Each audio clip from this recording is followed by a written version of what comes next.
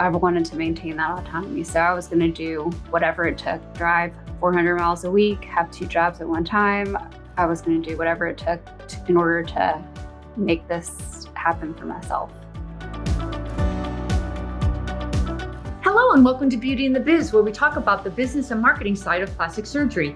I'm your host, Catherine Maley, author of Your Aesthetic Practice, What Your Patients Are Saying, as well as consultant to plastic surgeons to get them more patients and more profits.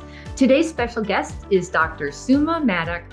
She's a board-certified plastic and reconstructive surgeon in private practice located in New Orleans, where she focuses on breast reconstruction and aesthetic surgery.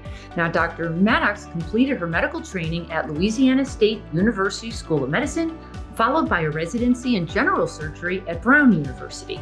Now, originally from Houma, Louisiana, Dr. Maddox returned to her home state in 2014 to work as a general and breast surgeon at Ochsner Medical Center in New Orleans. But what's really interesting is after 9 years as a general surgeon, she resumed training with a 3-year fellowship at Louisiana State University in plastic and reconstructive surgery and is now finally in private practice. Dr. Maddox, welcome to Beauty and the Biz. Thank you. Thank you for having me. Sure. I am just so excited to find out your journey from where you started to the fellowship to then where you ended up, which is a private practice.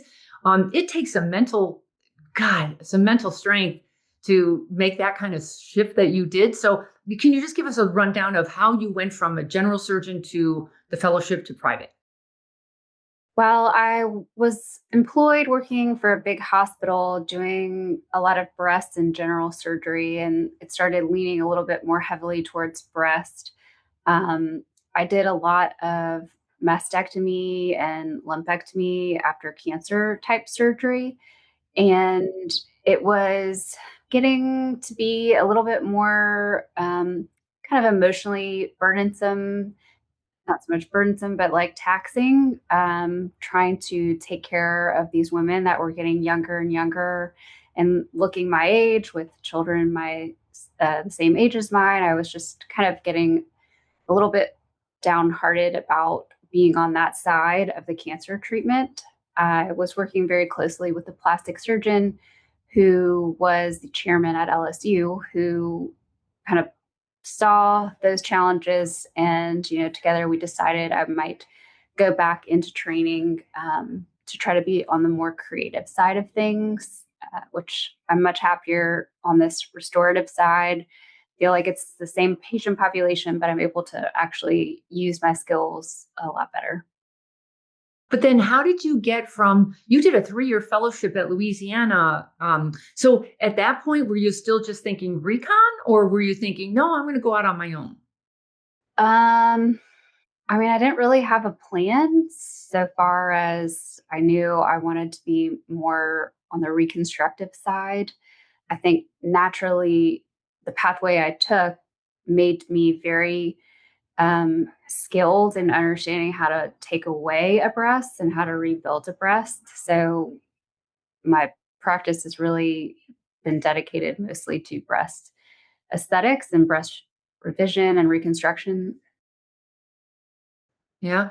Let's talk about the private practice because you decided to go out. Then how did you find your location? And if I'm not mistaken, is it Magazine Street, kind of a really popular street? Yeah. Yeah. How did you decide that? It's a really long story. I guess I would say that when I was a general surgeon, I had a pretty decent non-compete clause. Oh, And I went back into school to try to get not only to get away from that, but to live that contract out.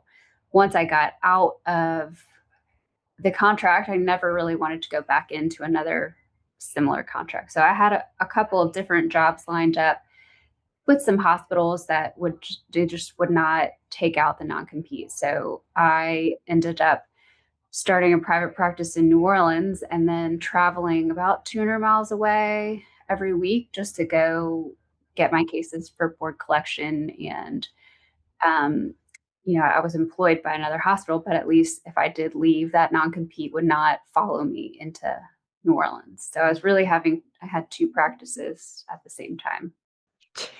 jeez. That's just a bad memory, I'm sure. But the good news is you ended up on this killer corner. You have a great building on a great street, and you even opened your own, quite a certified surgical center inside. So you really built up the autonomy. Are you loving it, hating it? Yeah. Wish you I did it mean, I think sooner? once you get entwined in a bad contract, you will survive in whatever way you can. And you will maintain that autonomy in whatever way you can. There's a ton of plastic surgeons in this city, and I could have potentially joined any one of them, but I would have had to become an associate. And after all of that training and all that hard work, I really wanted to try to maintain my own name.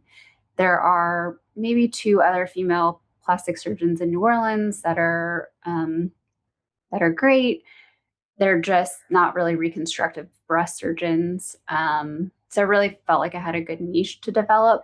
And yeah, again, I wanted to maintain that autonomy. So I was going to do whatever it took, drive 400 miles a week, have two jobs at one time.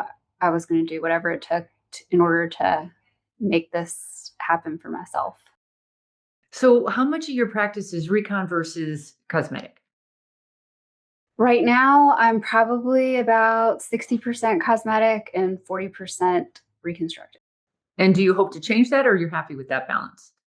I mean, it shifts all over the place. I now started traveling to Florida to expand that reconstructive practice. Oh. So yeah, I mean, it's plastic surgery is always evolving. Um, I think I feel really good in that space where there's just constant change and adaptation. All right. I didn't know about the Florida thing. What are you doing? I travel out to help one of my partners do reconstructive surgery. So I'm there maybe every other week for like 2 days a week. Holy cow. And you have 3 kids, right?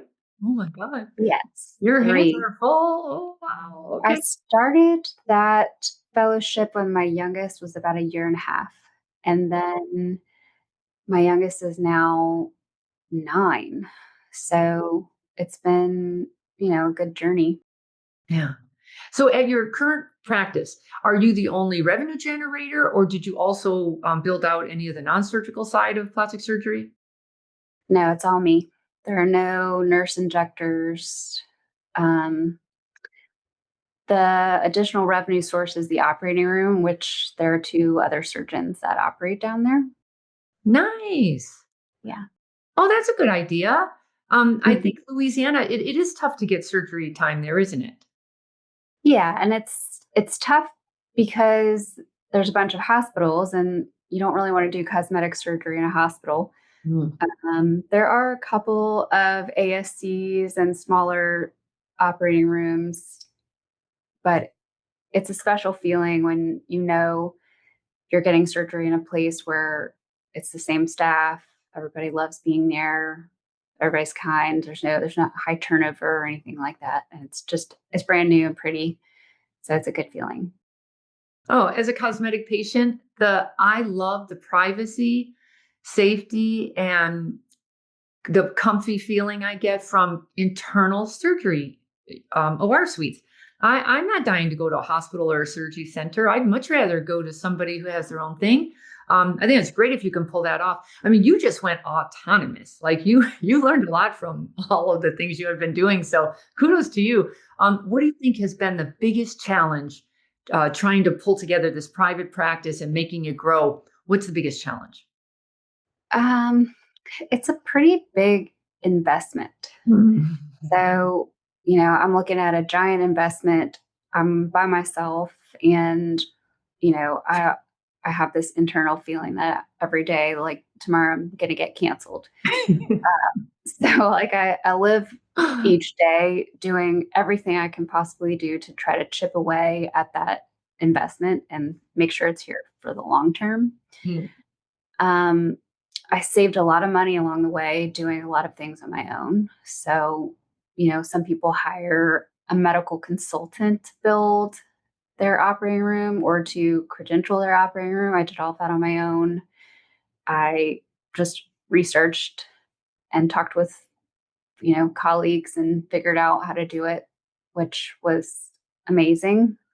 I think this whole place is a lot safer than the hospital because every detail was manicured, very intentionally. Yeah. What's one big mistake you made that you wish you could have avoided, but at least learned from? I will always have, I'm make a ton of mistakes along the way. That's not unusual. I think you're going to do that if you take on this big project. But when I first came up with this whole idea, I signed on with an architect that I thought did medical construction, but did not. I stayed away from the architects who designed the hospitals in the city and the bigger places because I didn't want that feeling. And so I think that was my first mistake, is that trusting somebody to do something that they weren't comfortable doing. And that added a lot of cost that, you know, inspired me to start learning things on my own. I had to fire that architect and get another one. So that was cost. And then this whole construction started during COVID. So the prices Okay. of things started going up and everything was a lot. But again, with each one of those mistakes, you learn exactly what you need and what you don't. And a lot of times people will tell you that you need way more things than you actually do. And so I really enjoy that feeling that I know every single thing in this building is essential and there's no fluff around. Hello, it's Catherine with a quick announcement. My new book, Beauty and the Biz, the Plastic Surgery Practice Growth Playbook, is at the printer. Now, it's based on 175 interviews with top plastic surgeons across the country, what they're doing differently to convert more, retain more, and profit more. You can pre-order a copy of the book at beautyandthebizbook.com. Now, back to the show. The biggest issue is you now have all of this intel and IP about how to do it, and you'll never probably do it again. Like everyone just, Yeah. well, it seems like you surgeons just need to go through that exercise to really get it. But some surgeons, oh my God, they've had the worst luck. Like the architect put the hose or whatever it was, the HVA thing or whatever, on one side of the room, and it turns out it was supposed to be on the other side of the room. I mean, and you have to pull out everything, and oh my gosh. Yeah. Well, I luckily didn't have any mistakes like that so much as, um, as a plastic surgeon, you spend a lot of time designing reconstruction and plans. And I've spent, the last 15 years in the operating room. So I know where things are supposed to go. I think as a new graduate, I wasn't really truly a new graduate because I had been in practice before. So I came into this knowing way more than maybe the direct new grad. And I think that was really helpful. Yeah. So now that it's all said and done and you are now where you want to be, was it worth it? Oh, yes. 1000%. Yeah. What's the best part other than the incredible autonomy? I mean, everybody who I work around today is so like loving and interested. There's no bad attitudes, there's no high turnover. Everybody cares to see this do well, which you won't find that in an employed scenario where you're having to deal with administrators and, a new nurse every couple of months or whatever is the case. Like that's not what's happening here. And so it feels good. It feels like family. Mm, This building is gorgeous. mm. So every space in here is pretty and makes you feel good. So that's nice too. What's that thing called? New Rivers? What's New Rivers? New Rivers has two parts to it. Well, obviously, we live off of the Mississippi River, so I wanted to have some type of water theme. Mm. Um, all the kids, my daughter her name is Rivers. Oh, And after I met my husband in Providence, Rhode Island, and our first date was at a restaurant called New Rivers. So it just kind of all blends together. but is it something, is it like the surgery center name or what is that? That's the name of the surgery center, yes. Gotcha. Gotcha. My personal name is not on the outside of the building just in order to protect what's going on inside, so we have that name on the outside of the building, so not very many people really know what that means. Oh, that's great. So let's talk about marketing and especially differentiating because Louisiana is as competitive as everywhere else. So Yeah. how are you differentiating? I am again, I told you that I am one of the few females in this city and in Louisiana who does what I do. I I think that gives me, a leg up, whether we like to say that or not. I mean, the 90% of the patients that get plastic surgery are women. They're usually mothers, and I really relate very much to that. So I think I'm able to hear and listen to their concerns in a different way. Yeah. Just makes it naturally easy to go through a plan and come up with a surgery that feels good. And what are they? Have you noticed the difference in patients? I don't know, pre-COVID versus post-COVID. The trends, the social media. Are you finding them to be younger, asking for different things than they used to ask for? Well, currently there's a whole facelift thing going on. Before that, it was the BBLs. Mhm.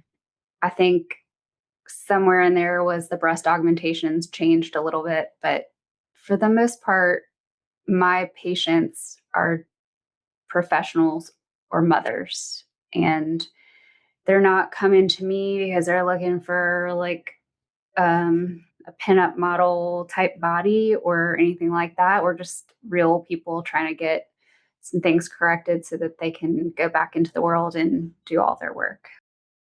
I also noticed you have online scheduling, and I assume that's also for the busy mom. How's that working out? And you also did a good job, like listing pricing for like the consults and some of the smaller procedures, just to give everyone a feeling. You know what I like about that in today's world, when you're going to talk to the public, you don't need the whole public in there. You need the right people in there who wouldn't shy away from a $125 consult fee, um, Yeah, I mean, for the first couple of years, I think for the first 3 or 4 years, I was a no fee consultation. how did that go? And I mean, it was great, but it's exhausting. And my my conversion rate was probably maybe like 30-40% back then, but I was getting a lot of virtual traction. And so I would be seeing people from all over the country virtually with no landing of that plane. Mhm. And so finally we decided, let's try to put in this consultation fee. And now my conversion rates are way higher, and it doesn't feel like a giant energy drain to sit and talk with somebody who I can get a sense of, this is not going to work, or it's probably going to be too much, or whatever case that is. Right. That takes some maturity and just some good old experience of what am I doing? Because that's how you burn out to all day talking to people who aren't saying yes. I mean, I just find that exhausting. So I love that you put up those like gates, I guess. Yeah. What marketing channels are working for you? Instagram has been a really big deal for me, and then word of mouth is always my number one. Yeah. Instagram, I have found that Instagram lets you widen your audience, although they can be a lot more price sensitive. And I think it's because they've been online a lot and they do think things are free, or a lot cheaper than they are.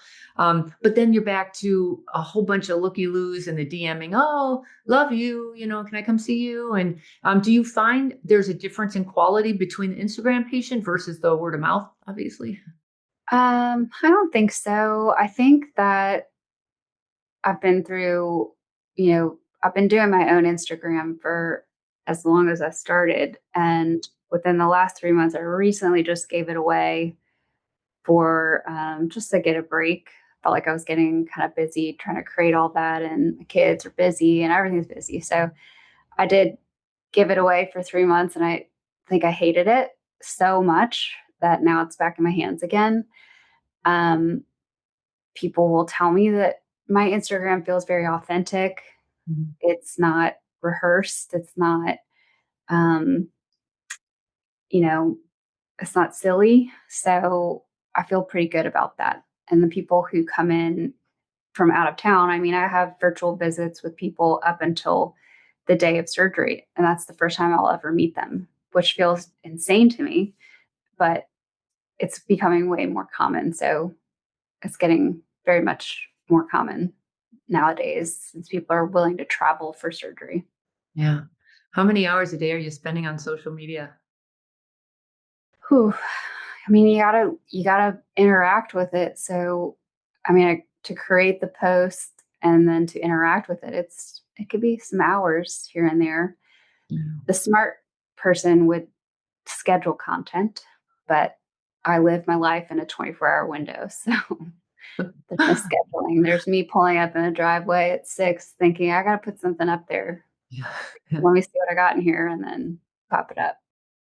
I will tell you, I have recommended several times where when you get to the point where, this is becoming a nighttime chore for you, like it just never ends, the social media. If you can get a really good video editor, so you're still the front man, but they would videotape you doing the day in the life of a plastic surgeon.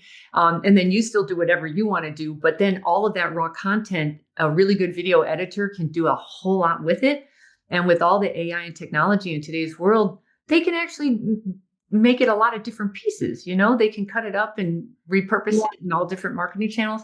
And then if you could get somebody else to look at the DMs and triage for you and just you get in front of the real, the real stuff, because are you feeling a little burnt out? At this point, no, not really. I I think am. I'm burnt out just listening to it. Yeah. I mean, I think you've got to figure out where you want to spend your energy. Mhm. And there's a lot of stuff that I have given away, Mhm. but there's a lot of stuff that I get energy from. And some of that is the creative process of making a video, of Mhm. seeing other people react to it. And I don't, telling a story with pictures. I think that's what plastic surgeons are really good at, finding the details that are really special to highlight. Right. Well, another big strategy is to get your patients to help you. And a lot of the patients in today's world would love to, sing your praises and be in your videos and take photos. And then some, of course, would never be seen, dead online. So where are you at with patient before and after photos and getting them to interact with you on video? Any hints or tips there? I'm hit or miss with this because of the clientele that I have. The patient population is very professional female. They're not really big sharers. So, and when they see how well your Instagram is doing, they're less likely to want to share. But usually, you ask preoperatively if you can share photos, and if they decline, you still are capturing the photos for the medical record. And I've really been able to convince people at least 6 to 8 months later to then release their photos. So you still should capture them because there's always a chance that the person will change their mind. Right. Right. So tell us something interesting we don't know about you. Um, well, I guess you can probably learn a lot from me on Instagram. There's one detail that's probably not on there is that I did my general surgery residency in Rhode Island and I met my husband in training. I was a brand new intern and he was a second year, and we met over a Foley consult because he's a urologist. So that's how we met. Oh, and is he from Louisiana too? He's from Tennessee. So he was willing to follow you to Louisiana versus you following him to Tennessee?